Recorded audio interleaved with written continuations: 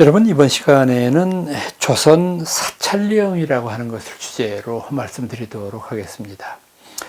이 조선 사찰령이라고 하는 것은 일제의 한국 불교에 대한 어떤 구속과 또는 한국 불교에 대한 통제를 위해서 만들어진 그런 제도이겠습니다만은, 사실 이 최초의 본산제도라고 하는 것을 수립했다고 하는, 비록 일제 때에 이제 수립된 일이기는 합니다만 그런 의미는 찾을 수가 있겠죠. 왜냐하면은 한국 불교는 1700년 동안 운영 유지되어 오면서 중앙의 간섭이나 통제에 의해서 모든 것이 이루어진 적은 없었거든요. 그러니까 철저하게 한국 불교는 그동안 본산 중심제로 운영이 되었죠. 그러니까 각 그 지역에 있는 사찰들을 통제하는 그런 입장을 가지고 있었는데, 일제의 조선 총독부가 조선 사찰령이라고 하는 것을 반포하면서 전국에 33개의 사찰을 이제 지정을 하고, 그 사찰들이 조선을 대표하는 본산이다라고 하는 걸 주장을 하면서 그 33 본산 밑에 각 말사들을 전부 예속을 시켜서 그 본산 주지들에 의해서 한국 불교를 운영할 수 있는 그런 법적인 기틀을 마련했는데, 사실 이 조선 사찰령이라고 하는 것을 보면은 여러 가지 비판의 요소가 많이 있습니다만은, 그 33개의 사찰을 정한 배경은 보면은 수긍이 가요. 우선 전국에 있는 사찰 가운데에서 33개를 선정했을 때 첫째 고려한 것이 역사성입니다. 어느 정도 역사를 가지고 있냐. 100년, 200년 된 절 같으면은 이거는 본사의 자격이 없는 것이죠. 그 다음으로는 이 절이 가지고 있는 문화재입니다. 문화재를 과연 어느 정도 보유하고 있느냐. 그 당시에 요즘 우리가 얘기하는 것과 같은 국보나 보물이나 이런 것과 같은 개념은 없었겠습니다만은 아주 중요한 그런 문화재를 얼마나 보유하고 있느냐.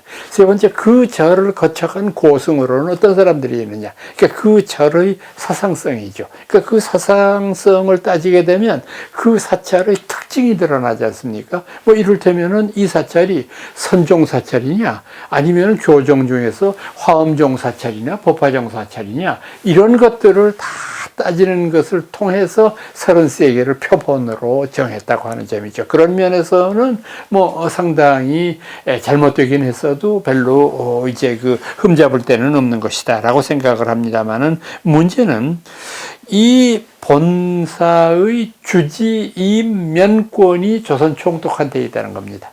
임명하고 파면하고 하는 것이 조선 총독이 멋대로 하는 거예요. 그러니까 이거는 33 본산의 여러 주지들이 전혀 조선 총독에게 아부하고 일본 제국주의에 충성한다고 하는 것을 맹세하지 않고 서약하지 않고서는 자신의 자리를 유지하지 못할 뿐더러 그 절의 사격도 유지할 수 없는 상황으로 몰고 가는 거잖아요. 그러니까 여기에서 본산제도가 성립됨으로 말미암아 한국 불교의 친일화 경향이 서서히 생겨나게 되는 것이라고 볼 수 있는 것이겠죠. 이 조선 사찰령이 반포된 당시에 우리나라에서 상당히 주목할 만한 선생이 한 분 있었죠. 바로 경허 스님이라고 하는 분입니다. 이분은 이제 서산 사명으로부터 이어져 온 한국의 임재종적인 맥을 근대 사회에 와서 이은 분이라고 알려져 있는데, 경허 스님은 아주 독특한 그 기행을 보였던 분입니다. 그러니까 이분은 틀림없이 해탈의 경지를 맛본 분이라고 하는 것은 누구든지 다 이해를 하고 있는 것이고, 다만 이제 이것이 당시의 어떤 시대 상황에 비추어 봤을 때 점잖게 법상 위에서 주장자를 치고 뭘 하기에는 참 어려운 그런 상황이었던 것 같은데, 이 경허 스님은 상당히 독특한 독특한 어떤 그 개인적인 이제 이 경험을 했어요. 그건 뭐냐면 굉장히 똑똑했던가 봐요.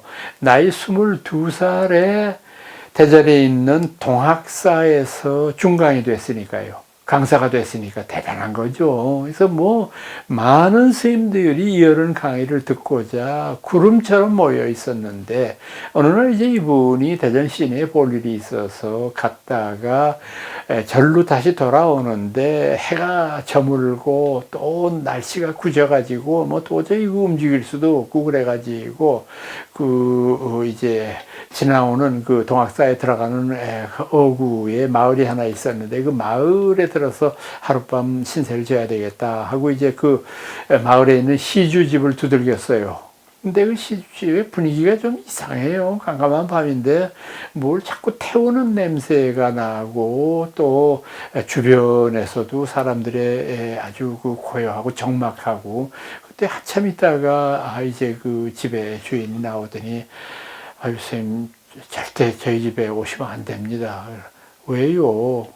저기 몹쓸 역병이 돌아가지고 지금 스님 냄새 나시죠? 이게 전부 사람 시체 태우는 불입니다. 그래서 스님이 여기 계시면 혹시라도 병이 옮길까가 두려우니까 빨리 스님 떠나십시오. 그럼 어떡합니까? 그래서 경호 스님이 부랴부랴 다시 절로 올라가다가 이제 그 근처에 있는 큰 나무 밑에서 이제 이슬을 피해야지 도저히 안 되겠다 해서 그 밑에서 이제 정조하고 좌선의 자세를 취하고 있는데 그때부터 이분이 벼랑간 덜덜덜덜 떨리기 시작하고 불안이 엄습을 합니다.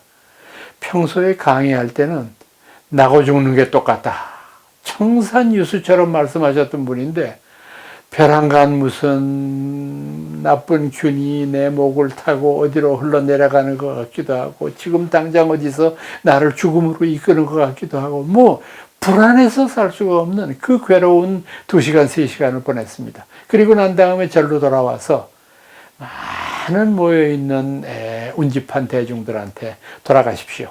저는 당신들을 가르칠 자격이 없는 사람입니다. 그리고 방문을 안으로 걸어 담그니 뭐 어떡합니까? 방법이 없지. 무슨 이유인지도 모르고 다들 물러갔죠. 그리고 난 다음에 이분은 혼자 뒷골방에 가서 이제 그 문을 안으로 잠그고 이제 이분은 그 쪽문 밑에다가 조그만한 이제 그 문을 하나 들창을 하나 내고서 거기에 하루 한 끼씩 밥을 들어오면은 이제 그걸로 이제 그 공양을 하시고는 다시 그 다음날 아침에 그걸 내가면 거기에 시자들이 그걸로 보내요. 그러니까 이제 그렇게 생활하는데 그 안에서 뭘 하시는지 모르죠. 하여튼 조용하게 이렇게 지나고 있는데 어느 날인가 이제 이분이 그날도 이제 정진을 하고 계셨는데 정진을 열심히 하고 계시는 와중에 우연히 지나가는 어떤 나그네가 그 사람은 소식이 좀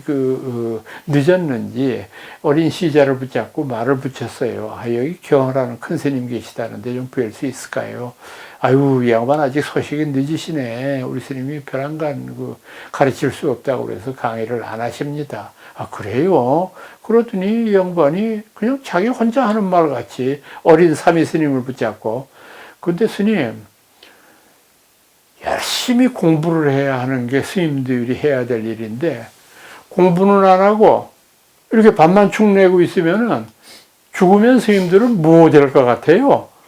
이게 어린 사미로서는 대답하기가 어려운 말이라서 그냥 마지못해 글쎄요, 저 선생님 말대로 이렇게 자꾸 그냥 저를 다고치시니까 공부는 안 하고 죽고 난 다음에는 죽어서 소백개도 되겠습니까? 게으른 게 그냥. 그 말을 듣는 순간 이어른이 깨치셨습니다. 그래서 방문을 박차하고 밖으로 나오는데 그때 그 모습을 시자가 아주 정난하게 표현했어요. 마치 유령을 보는 것 같았다. 그 얼굴에 무성한 수염과 거기서 대소변을 다 처리하고 계시느라고 풍기는 악취와 이 모든 것들이 살아있는 사람 같지가 않았다. 그때부터 이분은 정말 자유로운 삶을 사셨어요. 그래서 이제 이분이 많은 전국을 유람하시면서 선의 진면모를 알렸습니다마는 이분의 직계상좌가 만공스님이시죠. 참 현대에 있어서 가장 뛰어난 고승 가운데 한 분이고, 또 만공스님의 맞상좌가 이렵스님이시죠.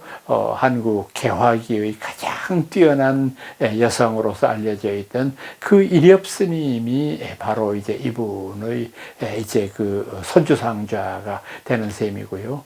이렵스님의 아드님이 한 분 계셨는데 일본에 오래전에 가 계시다가 화가인데 이분이 입적하신 데는 직지사에서 입적을 하셨습니다. 그래서 대대로 이렇게 불가의 인연을 맺었던 집이 됐는데, 참 그것은 경화스님이 가지고 있는 매우 중요한 의미였다고 생각을 합니다.